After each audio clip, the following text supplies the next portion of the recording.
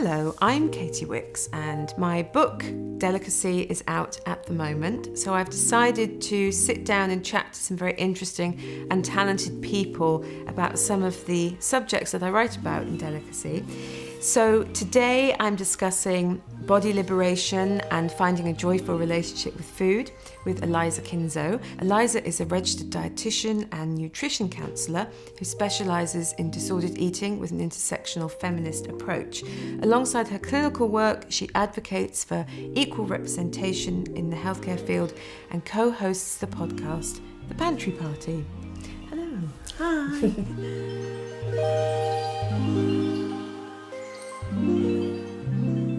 So in the book I've written, Delicacy, I write quite a lot about my journey with food and body image and over-exercising and that I'm sort of in a place of peace on a good day, and that one of the things that really saved me was intuitive eating, so which you're an expert in. So I'd love to start by asking you a bit about maybe your story, your journey, and how you became interested in nutrition and intuitive eating.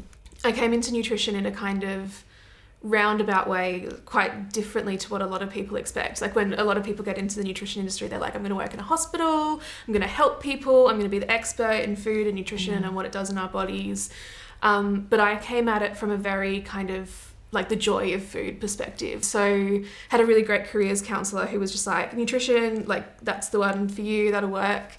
And I packed up my bags, moved to Melbourne with the intent of studying nutrition and dietetics at uni, which is what I did. I didn't really have much of an expectation of what it was actually going to be like. Like I hadn't thought, oh, I'll work here, I'll do that, that's my job, that's what my job is going to be. But quite quickly found out that that's sort of the traditional pathway within dietetics. And something about that just didn't sit too well with me. Like I don't really like the kind of clinical hospital, very sort of like, you know, see someone for one consultation once and then send them on their way. Like you've got no idea what's happening in the longer term. So that was sort of one part of my discomfort. And then the other part was that I was probably, you know, one of the biggest people in my class in the, like, you know, body size wise. And a lot of the things that we were learning were around weight and BMI and kind of like weight loss. Yeah. And that really didn't sit well with me, in that like I'd been lucky to not experience too much disordered eating or sort of weight stigma growing up, but it was becoming very sort of apparent that bigger bodies weren't a good thing. So sort of depressing that it was present. Yeah, it's it gets really sort of oppressive and loud, and that was making me question whether that was what I wanted to do. And then I had a fantastic lecture, like one lecture of my whole degree, where a dietitian by the name of Fiona Sutherland came and spoke about non-diet nutrition. And I had like that light bulb moment. I was like, this is what I want to do. You know, there's a space for me. This will work. And so, I kind of started researching more about health at every size and non-diet approaches, quickly found about intuitive eating. And rest is sort of history. It makes me think about this a bit in Laura Thomas's book that I read recently, which I loved, where she talks about that sometimes that world of nutrition can attract people that either already had sort of problems, and it almost like legitimizes the problem a bit, or by studying nutrition you can become a bit too obsessed with food and then it causes problems. Yeah, the rate of eating disorders in nutrition students, like I'm not sure of the exact stats, but they're definitely higher than the the rest of the population. And I think it's like what I experienced. Quite shocking. Yeah. Could you tell me more about health at every size? I think is the phrase that you use.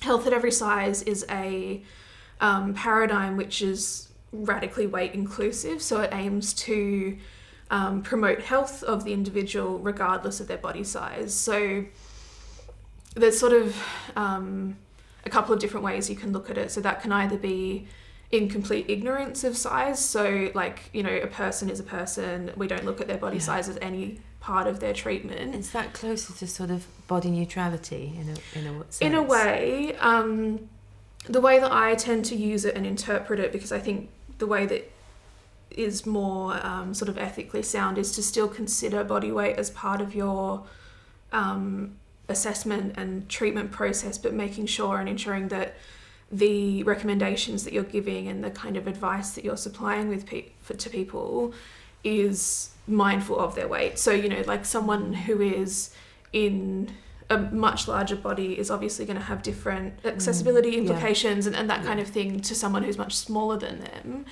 And so what Health at Every Size enables us to do is treat all people's bodies with respect and to make sure that they're given advice that's like effective and actually accessible to them. Yeah, it's extraordinary that's not a given, isn't it? That it just that to treat all bodies with respect. Yeah, it's a bit ridiculous when you think about the like first do no harm sort of medical model. We were talking a bit before we started filming about just how sort of I guess vulnerable if you decide to do something like go on an intuitive eating journey, and it's such a fragile time at the beginning, because I think it's still quite like a fringe idea and quite a sort of strange idea to the people around me that I was just suddenly going to stop dieting. You just have to push against so much. It's kind of exhausting some days. Yeah, definitely. And I think, I mean, like speaking from experience, like everyone has that sort of turning point when you're coming into this space, and unfortunately that's a very normal part of it, is that you've got to have that kind of recognizing that this world that you're living in is actually not sort of the real world. It's sort of an illusion, or it's something that you've been socialized within or taught about. Absolutely. And also, some of the things I write about in the book is when I'd managed to, you know, starve myself to some sort of narrow aesthetic ideal, I felt like I'd been, I mean, first of all, I was so ill and really depressed and felt terrible, and just the feeling like, oh God, I've sort of been lied to. Like this isn't the answer either. You know, I don't know what I thought was going to happen once I'd managed to make myself small enough to sort of be acceptable. But I was just so unhappy that I just felt. I think that was the beginning for me of thinking this is all bullshit. Yeah, and I mean, it's great that you're able to find that, because a lot of people get stuck there, and you know, rather than having that sort of turning point or that moment of recognition, they'll say, oh well, I must not have done it well enough, I must not be thin enough, and keep pushing. I'm still susceptible to sort of being re-triggered and pulled back into it. Something in Aubrey Gordon's book which I loved, when she was talking about sort of fat bias so well, and she was saying as a bigger woman, that when she talks about the abuse she's suffered because of her size, that a thinner woman will hear it as, oh, your self-esteem just isn't like good enough, rather than critique, you know, the systems of oppression, which I kind of blew my mind, and sort of thought, yeah, I mean, it's not just an individual problem. I think particularly when people are coming at it from a perspective of like individual privilege, or, you know, they haven't done much thinking about like, you know, social critical theory, that kind of thing. It's very easy to see it as a very individualistic thing, whereas actually, you know, the reason that diet culture exists, and that, you know, the sort of like fat weight stigma exists, is because of like the social structures and the way that we're socialized. And, you know, that stems from things around like racism and patriarchy. And so if we haven't had the experience of being impacted by some of those other social structures, it can be difficult to think about our relationships with food under that kind of umbrella of social science. But I think it is a really important part of it, and it's really useful in recovery, because you can kind of remove blame from yourself to sort of shift it to more of the cultural stuff. Yeah, absolutely. When we were talking before, I think it's interesting because obviously, you know, intuitive eating has helped me so much and helped so many millions of women.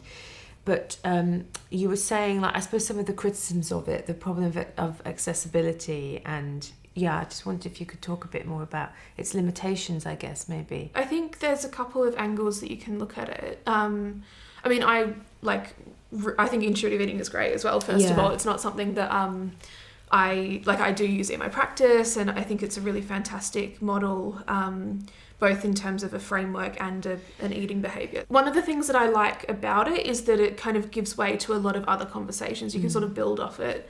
But I guess there are some sort of considerations or criticisms that could be made about it, particularly in the scope of accessibility. So, you know, if you're living below the poverty line and you don't have access to food and you don't have the ability to just kind of go out and buy whatever you want, that's a huge limitation on intuitive eating. Yeah. And it's so central, the permission idea is so sort of central to it, isn't it? Of having enough food. Yeah, definitely. And I think it can be difficult as well when you're living in a family environment or a kind of more structured context. You know, for example, like if you work shift work and you don't have the ability to just like take a break and eat whenever you want, it can be really difficult to honour your hunger. Yeah, definitely. Or if you're cooking for a family, you know, there's a lot of different sort of considerations that need to be made when applying it with an individual. Yeah. And I think because not all of us or most of us aren't that kind of, you know, simple single person unit where you have complete freedom and complete the ability to go off and sort of use food in that way. It becomes a real barrier to a lot of people. Sometimes I refer to my past as having had an eating disorder because I think there were times when it was bad enough to have been considered that, and other times I say it was disordered eating, and I read things that sort of that are conflicting, and I never quite know, and obviously, you know, without going into like detail, I never quite know what the difference is. Yeah. Is there like an official difference, or is it sort of like difficult to say? The sort of simple answer is that it's difficult to say. Yeah. There are certain diagnostic criteria for eating disorders, which for people who feel like they need a diagnosis or will get better treatment if they have a diagnosis, like that's fantastic to be able to seek that support. But from my personal experience, both for myself and with clients and speaking to people about this, is that our relationships with food are not easily defined. It's very fluid, it's very kind of changeable. And well, we can tend to think about it from a perspective of looking at like the spectrum of eating behaviour. So you've got intuitive eating at one end, you know, this person eats in tune with their body, they eat with unconditional permission to eat, like all of the kind of things that intuitive eating teaches us. And then at the other end of the spectrum is eating like a clinical eating disorder where that person doesn't have control or agency over what they're eating, but it's because they've got this sort of internal illness that is the eating disorder. And so I guess the kind of messy grey area in between that, where it sort of goes from not necessarily clearly defined intuitive eating, but sort of a normal sort of middle ground with our relationships with food and towards a more disordered pattern, that can be really difficult to kind of like pinpoint where someone is on that. There's so much privacy and secrecy often, isn't there, around these things as well, that it's really, that's almost part of the illness. Yeah, definitely. And I think that's the other part of it, is that like, you know, people don't talk about these things. It's very lonely. Yeah. Very lonely. Yeah, actually. it's super isolating. Yeah. And I think as well, you know, there's so many things that can sort of trigger changes in where someone is with their relationship with food and their body, because a lot of it is influenced by things that happen to them or things that, you know, they see or people say to them. And so it can be really difficult to kind of pinpoint where you are. But yeah, it's so true. Like, it's a bit sort of bleak to say this, but well, not bleak, but well, after my mother died, my eating changed so much, and you know, I could analyse that for years, and you know, probably will. But and I think it was something to do with, like, I went through a period of restriction, partly because of grief, but also something about, like, I went through kind of about 6 months of, I guess it was sort of almost not looking after myself, but it was so linked to food in the way that our mothers are so like linked to food, and you know, feeders and givers. And that was the last time I really sort of felt those kind of, the intuitive eating foundations were completely just went out the window for a few months, and they've kind of settled again now. But yeah, you know, it's got such emotional symbolism to it. Yeah, I think that's hugely like common, you know, when we do go through quite traumatic experiences, often you know, an eating disorder or some disordered eating behavior might step in as a coping mechanism to that, in that, like, it's a way of giving us a sense of control or agency or helping us feel safe in a way. Yeah.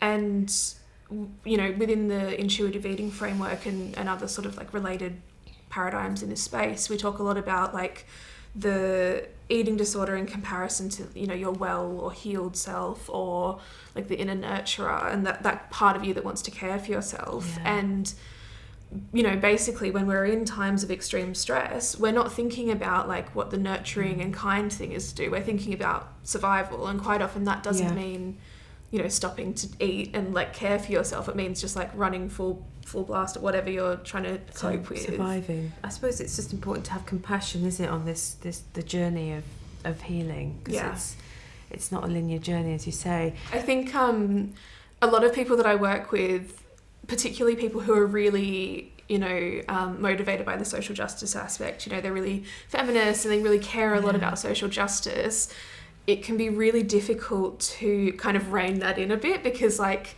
you know, while all of those things are important and they're obviously very kind of like foundational and formative with our eating behaviour, if we're not kind of addressing what's at home and internal to us, we're not going to be able to be effective in those spaces. Yeah.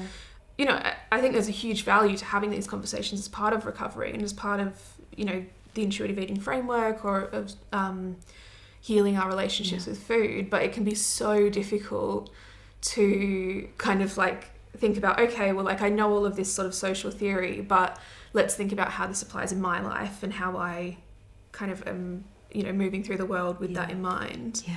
My next question was going to be that one of the criticisms of body positivity is that it's kind of it's sort of, you know, straight, white, thin people. Yeah, it's been really sort of co-opted by privileged groups, which is so against the sort of purpose and intent of it, in the, you know, the body positivity. Activism. It was, I don't think you can really say founded, but it was sort of a movement created by people who were, you know, fat, black, queer people. And the way that, particularly on social media, the way that we see it kind of playing out is, you know, a thin white woman kind of like bending over like, oh, look at my belly rolls, like that kind of very performative aspect. And I think that's a nice way to think about it, in that like it can be either genuine and meaningful, or it can be very sort of like it can basically play into the standards that it's designed to be breaking down. I see a sort of new thing about how like sort of think that muscle is the new like just being thin. It's like strength, the sort of muscle has become synonymous with like strength and powerful women, but it just seems like it's another way to exploit women's pain. Yeah, definitely. And like there's been this big shift between or away from sort of the you know, the sort of like heroin chic models of the, you know, late 90s, early... I was there for that. Like I feel like there's been a really big shift from that towards more like, you know, like Kardashian-esque body types, but then also in between there was a huge movement of like wellness, orthorexic sort of tendencies, and regardless of what the body standard is, it's still exploiting, like you're saying, women's pain, and still sort of pushing people into that behaviour. I work with a lot of women and like genderqueer people, so because a lot, obviously, you know, when you are questioning your gender identity, a lot of other things come up around bodies, so majority women though. I was going to ask you about how intersectionality is interplays with your work.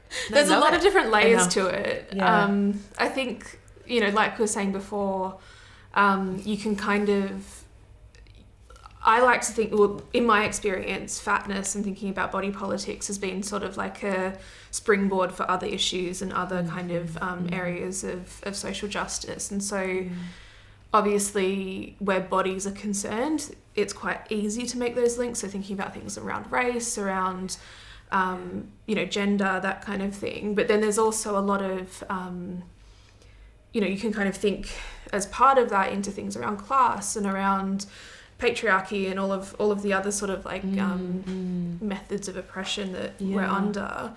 And I think learning about all of those things and being able to kind of contextualize that and use that as context for your own experience is really empowering and really liberating, in that it allows you to say, actually, like, and this was actually what I was going to bring up before when we were talking about eating disorder diagnosis, is that, you know, it's all a social construct. It's all things that, like, you know, whether or not you're diagnosed, that doesn't mean your pain is valid or invalid.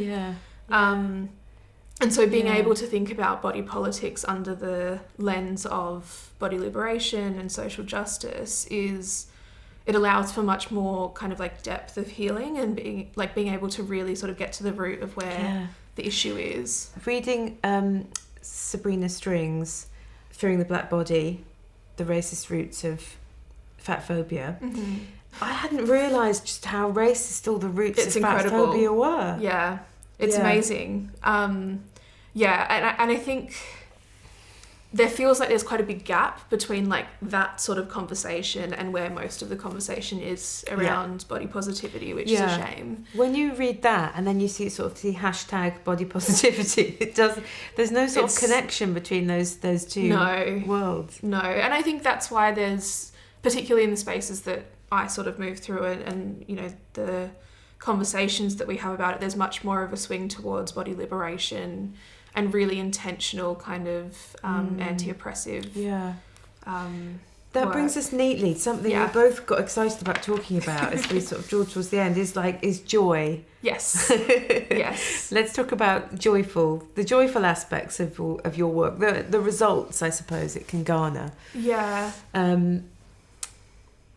to start? Well, the money I was saving once I'd stopped dieting, the time, all the things it robbed me of, like being able to think about other things, just so much unexpected joy from getting your life back. And that, I mean, like, that's why I do this work. That's the kind of reward that comes with doing this work, is that, you know, when we're dieting and when we're a victim to diet culture and oppression in that sense, we don't have much like just joy or pleasure in the way we eat or the way we move our bodies or the way we relate to our bodies. You know, we're constantly preoccupied by shrinking ourselves or by controlling things, and that can make it really difficult to connect with the inherent pleasure and joy that food brings.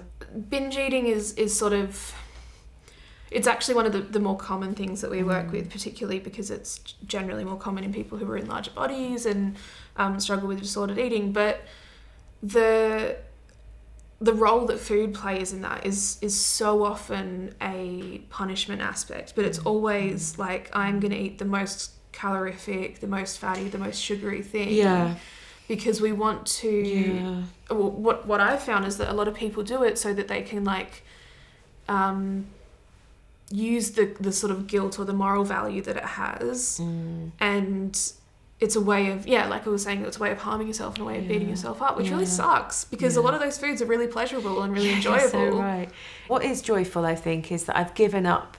I'm not waiting to start my life until I look different. And that's incredibly joyful, because I'm sort of just realising that you just have to do things today and act as if you're fixed, you're done. And that the body isn't this ongoing project.